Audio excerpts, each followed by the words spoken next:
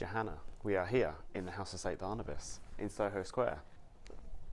And this is a very exciting day for us because we are starting a podcast season called What Moves Us? So, I hear that you have prepared a slight introduction. I have, and it's terribly exciting. So I want to explore really a bit about why we're doing this to begin with, and why we got together, because we decided that there needed to be more human insight into the side of transport, seeking out where the human stories are. Because too often as transport planners, and more about that a bit later, we forget that this is actually about a mobility service, something that we deliver day in, day out, and it's about people. And without people, what is transport about? What is the point of it?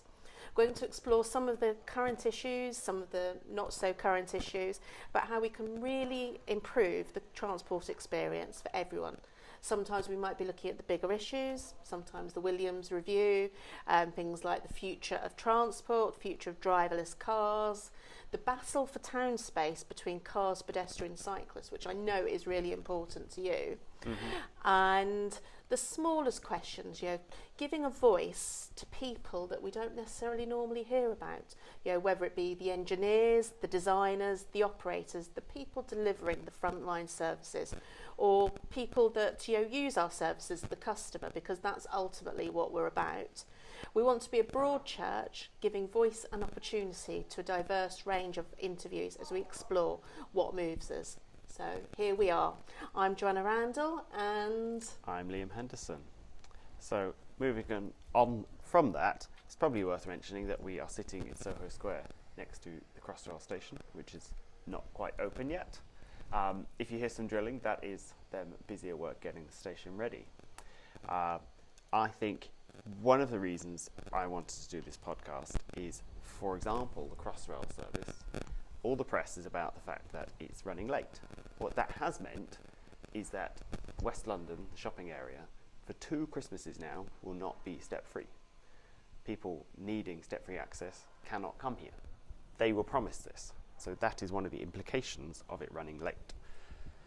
I think it's interesting that you've brought up the whole Crossrail and the delay to Crossrail, because as when we arrived here, or I arrived here this morning, as ever late,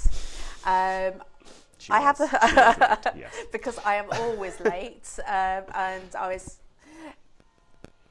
exasperated because I probably could have walked quicker. Because actually, I think part of the reason why I was delayed was because of the delay to Crossrail. And the fact that it's not being completed, because I thought nothing simpler than hopping on a bus from Waterloo to come up the West End, but it actually involved 2 buses, and I didn't actually end up at my end destination because the bus terminated short because it couldn't get up Charing Cross Road because of delays and all the roadworks that are still going on around yes. the transport infrastructure. Trust me, I cycled up that same road, and well, I was going to record some of my cycling, but I don't think you wanted to hear my shouting at various drivers around me. And as the industry, we all go on about how terrible it is, but actually the delay, you mentioned that the second Christmas, that they won't, that people won't be able to access step-free access, but it's also still affecting people day to day. Oh yeah. I mean, there's still building sites, there's still holes in the streetscape, which is a shame. But it'll be worth it in the end. It'll be. We hope. Yeah, well. So I think we should discuss a little bit about us. I guess I'll go first. I'm obviously Liam Henderson. I have a number of hats. I started life as a transport planner in London, had a bit to do with the Crossrail scheme, mostly to do with Docklands Out Railway and tube extensions. I started transporting cities to focus on passenger experience, and I have the lovely task of going around the world reviewing the arrival process at airports, getting people onto trains, which I think we'll come on to quite a bit later. So you say you're a transport planner. Yeah. What does that mean, and how did you get into it? Thanks for that interesting question. Transport planning for me is, well, I learned that transport planning and land use go hand in hand. We are facilitating people getting around the city for whatever reasons they need to, and the city functioning the way it should do. Sort of a reasonable, appropriate transport for each case. It's not transport for transport's sake. It's to deliver people and goods to where they need to be, or where we plan for them to be in future. In an ideal world, we obviously plan transport at the same time as cities. And I think it's interesting, Alan, you say about transporting and putting people where they want to be.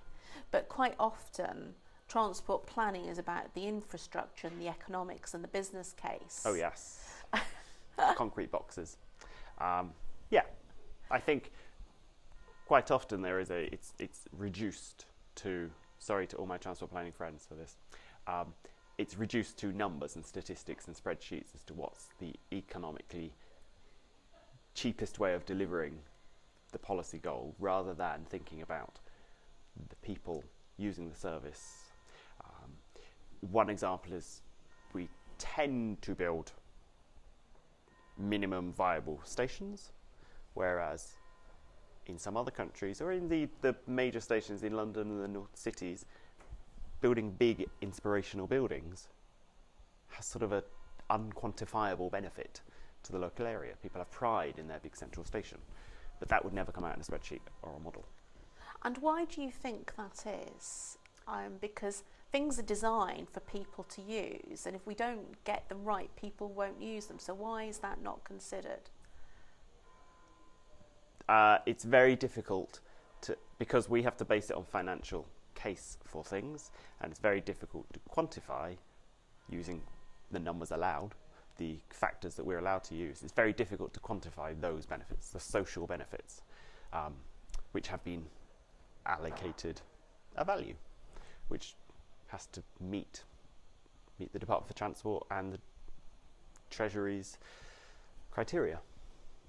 I think we should come back to that at a later podcast. We will because I think it's interesting to sort of like follow, why you've followed a different path to a certain extent. Why have you focused more on the people and the customer experience side of things, and not followed a traditional transport planner's route? Because I got very frustrated with building things that people don't really want to use, and they use it because they have to. Yes. Because why did you get into transport planning? Because is it something you always wanted to do? No, I think I run another organisation, as you know, called the Rail Innovation Group, and if you ask anyone in that group how they got into rail, they'll all say they just fell into it. Transport planning, I just fell into it. I would love to say there's a backstory, but I fell into it. How do you fall into transport planning? Because don't you usually have to study geography or transport planning at university or something? Yeah, I did do geography at university, but I then went off and had fun doing other things, and then was looking for graduate scheme jobs, and this one looked interesting, but I certainly didn't have a plan that I wanted to be a transport planner. I actually had a vision that I would be somewhere exotic. I'm not sure doing quite what, but somewhere exotic. Isn't Soho exotic? Oh yes, I was actually watering pot plants on Soho on Saturday night, so I now seem to spend a lot of time in Soho. Yes, it's. I'd love to say that there was a reason, but there isn't. I like it, and I like that you can have an impact on people's lives in subtle ways, in the way that you push or you develop policy for the benefit of other people or the community. But let's flip this round to you, because you are doing a hugely impactful job. Which one? Oh, all of your transport. I don't know. Am I allowed to mention what you do? What do you do, Johannah? Or what's your backstory? Right. So I think it's interesting you said when you speak to most people, they fell into rail. I wouldn't say I fell into it, but I certainly didn't plan it in the way my career has gone. because I started off as a politics graduate, and I always intended to do something in politics. Don't know what, but that was what I always intended. I had ambitions to work for the United Nations. Okay. So just easy ambitions to me. Easy ambitions. And I still haven't given up hope on that may happen one day, because somebody did just tell me, or someone told me a couple of years ago, that you should never give up hope on joining the United Nations, because they have an exceedingly long recruitment process, because it apparently can take you up to 2 years to join. Okay, so well, someone has to work there, so maybe it should be you. So you never know what may happen. But I joined at from air. I initially worked in travel, and particularly in the airlines. To get to the United Nations building. To get to the United Nations building, obviously. And I was a bit.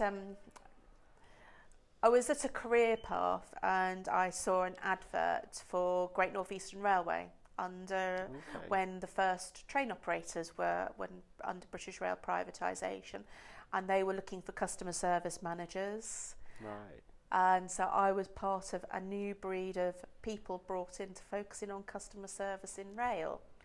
And I think at one stage, as part of this podcast, maybe we should explore sort of like those early days of rail and a bit more about GNER as it was known, and maybe a bit more about franchising. So I won't say too much about it now. Look forward to that episode. But I think there's a lot of affection for GNER and a lot of the ways that they did things, and I think it would be interesting to explore how they did things and why it still has such amount of affection in a privatised sector that not many people do feel affection for the train operators that do come and go, and why that was. So I think it would be interesting to explore it. I had the opportunity to go on secondment to York headquarters under GNER to work in the franchising team, because they wanted somebody to join their bid team effectively for the 20-year franchise, who had a focus on customer service and really knew how to deliver it, and it was decided I was that person. So you would have helped them renew their contract to run the trains for a much longer period? That was the plan. It never did happen. Did they win that contract? We did win the contract, but we only won a 2-year extension, and then we won a 7-year extension after that, and the rest we shall say is history. Yes, for anyone who doesn't know, there have been a number of operators on the East Coast Main Line. And as part of that role, I was leading a lot of the station development for the East Coast stations, and one day a compulsory purchase order for King's Cross Station landed on my desk, and I was told to deal with it. And so for, I think, 13 years I dealt with it. Okay. So most of my career has been about delivering the redevelopment of King's Cross on behalf of the various operators of East Coast. This is the donut bit on the side of King's Cross. The donut. I've never heard it called a donut before. The big sort of glass. Yes. Most people call it the spaceship, I think, because it's half a UFO when you look at it from the sky. But it could be a donut as well. I do tend to think of food. All right, then. And then since that's opened, because that opened in 2012? The new station opened in 2012 to great acclaim. I'm very proud of that. And I then decided to retire from rail, and I went off and ran a cake shop. So I ran a cake shop so very apt to consider you thought it was a donut. What was your cake shop called? My cake shop was called Johannah's Patisserie, and I had a cake shop in a little place called Oakham, which is a market town in Rutland, and we also operated a little Piaggio coffee van. Wow. Which we used to do at Stamford Station. Right. So I didn't completely move away from rail, so still did things in connection to rail. What was your favourite cake? My favourite cake, the favourite cake that customers used to buy from me was a sac à torte. Used to do quite a lot of those. What is a sac à torte? A sac à torte is a Viennese cake because a lot of my cakes were based on, I used to do a lot of patisserie, a lot of French, a lot of Viennese style, and it's effectively Wow. a chocolate cake with an apricot filling. Oh, very tasty. Well, it is nearly. I now feel as though I should have brought one in. Well, maybe we'll do that as our theme. You can introduce a cake each time. So clearly, you're still in the baking business. Although I did meet you in a rail context, so I'm guessing you're now back in rail. I am, yes. So cake business wasn't so successful because although I did win New Business of the Year for Rutland in 2013, and overall it was successful, you have to make a lot of cakes to make money. Yeah, I imagine so. So I decided that I wasn't making enough money to pay the mortgage, and I ended up applying for a job in the Department for Transport after the Brown Review. And we can probably talk about endless reviews and what they achieve forever and a day on any podcast. And I joined the direct award team, so I was involved in helping bring reviving franchising after the West Coast failed bid of 2012. And direct award means? And a direct award is where we negotiate with the incumbent train operator to extend the franchise to deliver a defined amount of benefits for a short period of time. I mean, they were originally envisaged to only be 12 to 24 month extensions, but as we know, many of them have gone on to be a lot longer. I mean, I think the current West Coast must be 5 years now. Right. So that one has been continually extended. Which I think is probably not very well understood beyond a small group in rail who get the concept of what franchising and direct awards are. So again, we should cover that at some point. But yes, many people a lot of people's rail services aren't actually profit-making franchises, are they? They're management contracts. They are management contracts, but that doesn't necessarily mean that they're not profit-making, because the direct awards they could be done for fixed fees, for a fixed management fee, but they could also be done along competitive tender lines as well, so that you could still, so you would agree what the profit share would be in advance, just like any franchise. And I think that just because they're direct awards, I don't think you should necessarily read into the fact that they're bad for the customer or they're bad for the railway operator either, because they still have to go through the same transport business case as any franchise would be. And if you were to probably measure direct awards in terms of affordability and value for money for the taxpayer, they probably come out just as positive as a competitive tender. Right. Because they are negotiated in the same way that any tender would be done, and they have to comply with European legislation in the same way. So they still have a competitive edge to them to a certain extent, and they are bid against what the Department for Transport expects the profitability of that franchise to be, regardless of whether it's a competition or a direct award. Right. And I'd say that that's probably displayed in the same way, in the fact that South West Trains, for example, negotiated a direct award, and they weren't reaching the value for money that they were seeking to achieve on that franchise, so they decided to run the competition instead. Oh, okay. I think with your short description there is quite... Well, it brings us back to the point that I was making earlier, is that this is all based on numbers and Department for Transport spreadsheets and models and defined outcomes and defined inputs. Yes. Not what does it feel like to use these services, or how will it impact your daily life. And I mean, that is problematic, isn't it? Because I don't know where the measurement came from. I mean, do you know where measurement started? No. Which measurement? Well, just how we measure transport business cases. what started it? What is the history of transport business cases? I'm not very sure, but I do know that it's not the same model in all countries in the world. Lots of countries don't build transport because there is or is not a business case above other schemes.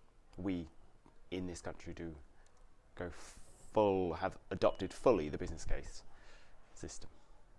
And that's why I was wondering, was that something that came out of the Labour government, that we had to measure, that we had to decide how we were going to be successful? Because that's the thing about franchising, when you talk about rail, is that the Department for Transport or the government, and this is you could probably look at it amongst various contracts across government, across local authorities, they like to buy tangible stuff because you can measure it. You can measure, yes. You can measure whether it's being delivered. I think that's probably a topic for us to then let's seek out someone who can tell us the history of history of measurement. So I know that we talk. Just moving up to date. I currently work for High Speed 2. Oh. And we have a benefits framework. Yeah. Where we try and measure some of that unmeasurable stuff. Right. Okay. So we have a measure that is called delivering improvements to the passenger experience. Well, it's encouraging there is such a measure. But how do you measure it? How do you know? How do you know whether the passenger has had a better experience? Well, you go back to the metrics and the questionnaires and the surveys. But does that really tell you that you've been successful? No, but I suspect some people get paid a bonus if they do. But so if you were my area of expertise, so we'll talk about the National Rail Passenger Survey, for example. Yeah. Twice a year, various metrics are undertaken by Transport Focus, where they ask a series of questions. How was your journey today? Were you satisfied, dissatisfied? Yeah. It's a measure in time. How does that tell you how successful the passenger experience is? I think those fixed ways of measuring it we are able to enhance those measures these days. The concept of sentiment mapping is now quite widespread in retail and other industries, and there are some small companies bringing in that concept in, so you can continually monitor what's going on social media, what's going on in your complaints letters or anything else, which is the actual impact of your service. If there is a big swell of people getting angry talking about trains, then you know that the passenger experience is dropping. You don't necessarily know what metric is failing, but you do know that in general the population is less than pleased with the service or better than pleased with the service. So you say retail are using that as a measure? Well, I'm told by these companies that retail are using it. So I can get someone in from this. So who's using it in transport? I don't. I know some companies using bits of it, but I don't think that I'm best qualified to say who's using it, sentiment mapping, perfectly. Because it's interesting, because the great thing about working in the Department for Transport is that you get exposed to all sorts of ideas and companies and policy areas and that. And I was involved towards the end of my time at Department for Transport, I worked in policy. So I moved away from franchise letting and worked about 10 months in transport policy, particularly in rail policy. Right. And I got involved in 3 areas of policy. So one was innovation. Yeah. 2 was accessibility, which I'm really keen on in terms of how we improve that, and also consumer rights, because we had a lot of work going on at the time with EU directives about adopting the next stage of consumer rights, which is all to do with passenger compensation. But bringing it back to the innovation was that I got to meet lots of small medium enterprises, SMEs, as part of that. And one of the ones that I worked with at the time through the Transport Catapult is Zipperbound, and they were developing sentiment mapping. Right. But to my knowledge, and it was a great tool. I mean, you probably can still bring it up on the demonstrator online. It was great because they could look at any train in the country, because they were collecting data from all over the place, because these are data people, and they could tell you whether a train or a station was happy or sad. But to my knowledge, nobody's taken it up. Well, I think given you've worked at the Department for Transport, you'll probably be better qualified to say why or why not that would be worthwhile for a train company to take up. If they're not scored based on the outputs of that, then why would they adopt something that might cost them money? Well, that's the flaw, isn't it? So it comes back to, how do you measure the passenger experience? Yeah. Because if it's not in the contract, you're not going to measure it. Yes. And you have to be able to compare like with like. And if you have one operator doing it, which they may do because they may keep it internally for their own commercial purposes, but not advertise that they do it. Yes, that they're monitoring it. Comment on that. But National Rail Passenger Survey allows everybody to be comparing like with like and to be on the same page. But the problem with National Passenger Rail Service is because it is only one day. If you have a poor train performance day, i.e. you have disruption and your trains aren't running on time, then you're not going to get good customer satisfaction, because there is a direct correlation between how I feel satisfied as a customer. Is my train running on time? Am I getting to my destination on time? And it's only when that need is met that then I start thinking about all the other hygiene factors. Do I have a comfortable seat? Do I have Wi-Fi? Is the toilet clean? Can I get a cup of coffee? All of those other things that make the journey more pleasant. Well, encouragingly, we are recording this 2 days after the European elections, but I did hear during that campaign various people saying, some people saying that the Treasury should include well-being in its targets rather than just GDP growth, in which case that would filter down to not necessarily having to score everything on a financial basis, to include health and well-being statistics in what your transport system is doing, which, given policy will take 10 years for it to filter down, that might be that things that we think are better, for example, going for a walk in a nice streetscape, may get scored favourably in a future policy framework.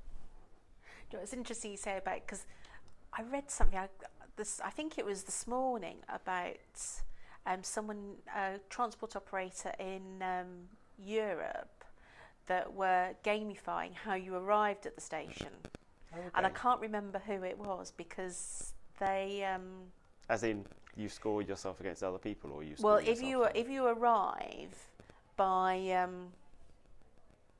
bike or by walking, you could earn fit points, which would be translated into transport prizes. Points mean prizes. And so it's a way of discouraging people by using sustainable transport, which they give you then as your prize. More motor-powered transport. Yes. Right. Well, not necessarily more motor, but more public transport. So buses, and so it was very much linked to public transport rather than private transport. Right. Okay. Well, that's the. I mean, every little helps. I wonder. Well, the problem is that they don't have. Very few operators in Europe have any control outside the station area. So, what can they do to encourage people beyond giving points? Working together for a nice urban realm and transport system integrated for the passenger experience. But see, that's interesting itself because, going back to, and we will explore other transport operators around the world as part of this podcast. But we're going to go on tour. Does that mean we can go on tour? First stop, during Munich. During winter. That's true. We're both in Munich in a couple of weeks. But I think it is interesting because do you think that other countries get that whole end-to-end journey better than we do in the UK? From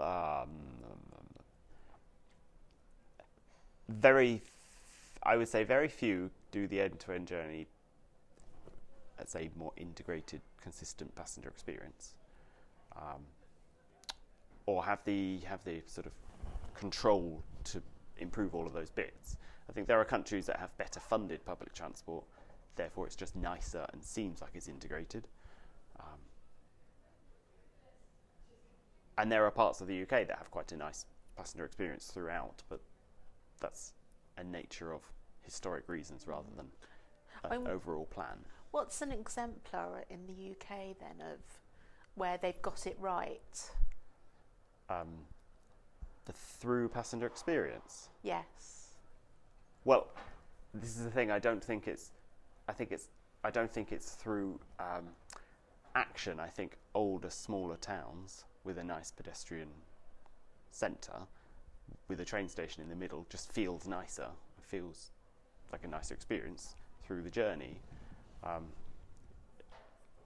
If you have to drive or if you have to sit on a bus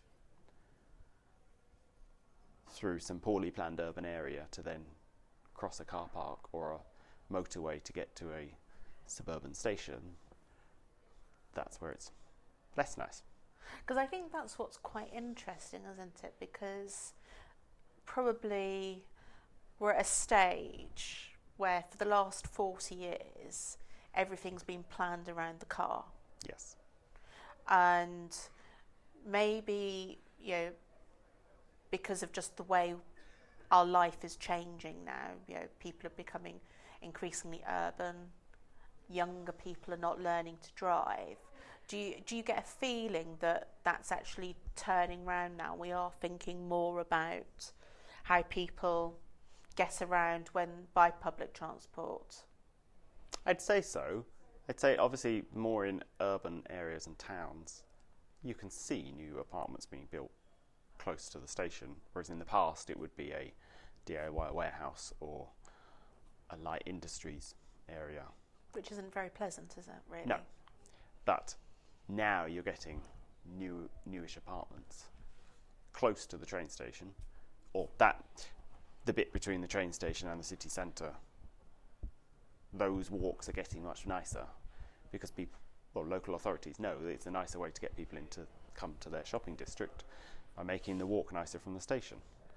But they're probably doing that to attract people in, not to help people going to a train to go elsewhere. And I think that's interesting when you say about a nicer walk and to attract people in, because what do you think as a transport planner transport role is in, say, reviving town centres? Because we all read about sort of like the demise of the high streets.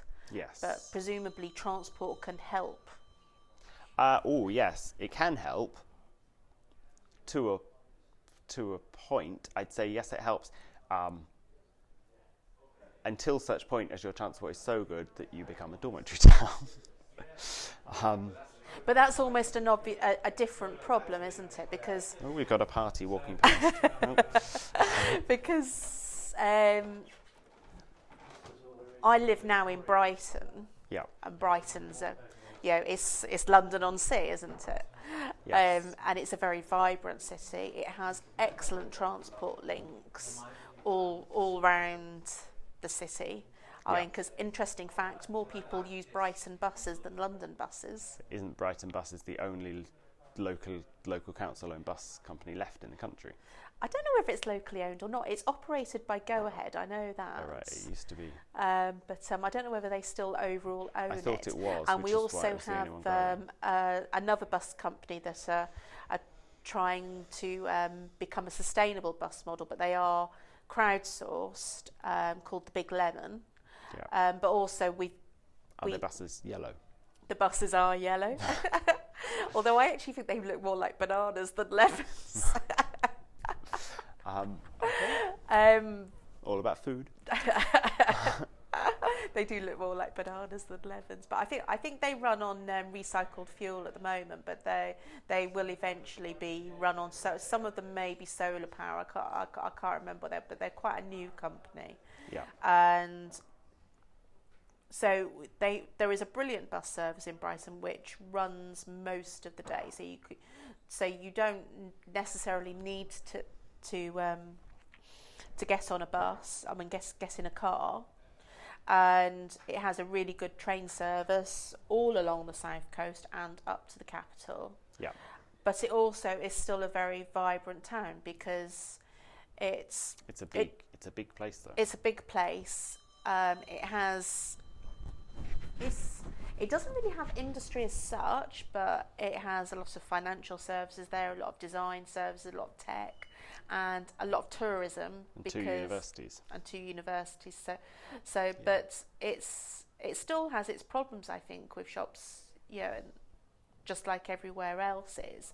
But although lots of people commute into London, it still has enough of that centre.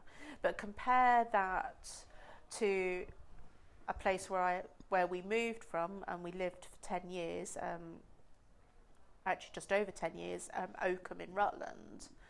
And that has got the dormitory effect completely. Which is, from geography-wise, is sort of halfway to Nottingham? Or it's in between. It's halfway between Peterborough and Leicester. Okay, so right in the middle of the country. Right in the middle of the country. I mean, it's probably 20 miles from Nuneaton, which I think is the centre of England, I think. Okay. So it is the heart of England. It has poor transport links, right.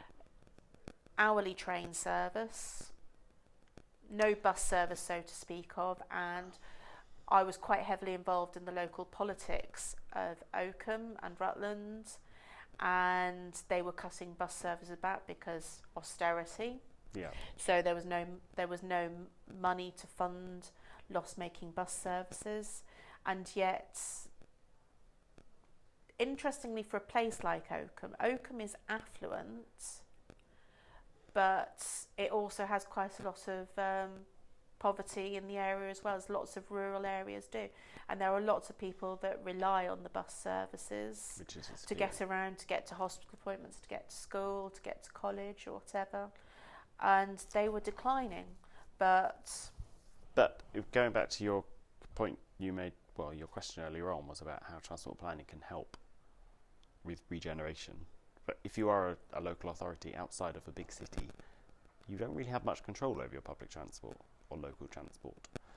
All you can do is make the roads swifter. Absolutely. You can't operate a bus system when you can't operate a tram system. So that's why the roads are prioritised. And I think there's two interesting points within that, because one, you're right, that is all they can control, but also in a small place like Rutland, they just don't have the resource to really plan things. Yeah. And beyond, I think they had maybe one transport official who's responsible for, I don't know how big Rutland is, but it's a small county. It's the smallest county in Britain, but it's still a lot of work for one person. Yes. And everybody in that area, because they're dependent on their car. Yeah. If you can drive, you are dependent on your car. I couldn't drive before I moved there. I moved there in my mid-30s. And I had to learn to drive. Right. Because I couldn't. Yes, I could have relied on public transport, and I did probably for the first few years. We only had the one car, but when you can't access transport, regardless of whether it's public or private, as a person, you're so limited. Yeah. It limits your life. So if your first train in the morning isn't till 7:00, and your last train is 8:30, and you live in a small town with not many shops, Not many jobs. not many jobs, Yeah. not much entertainment, it's life limiting. And that's really why transport matters. So that would be, what's the point of transport? What's the point of transport? We've answered it. We don't need to do a season anymore. But that's the point. It's not really about transport. Yeah, It's about opportunity and about how that allows people to live their lives. Yeah. Big questions. Big questions. Right. Okay. Shall we have a cup of tea now? That sounds like a good idea. Sadly, no cake because someone didn't bring us cake. Someone can bring me a cake next time. In Munich. Right. So, thank you very much for listening to us. We have a whole programme of questions that we would like to ask, covering things such as, what have we got? We've got smart cards, we've got high-speed rail, we've got research, we've got emotional mapping on the experience, we've got cycle highways, mobility, future mobility, driverless cars. Driverless cars, one of my favourite subjects. Well, save that thought for next time. So we will obviously have some sort of jingle music going up, but at the moment we're just going to do the pitter-patter of feet. This is the feet. And then we'll get some bus noises. Beep, beep, beep, beep. Right, thank you. Goodbye, Johannah. Bye, Liam. See you next time.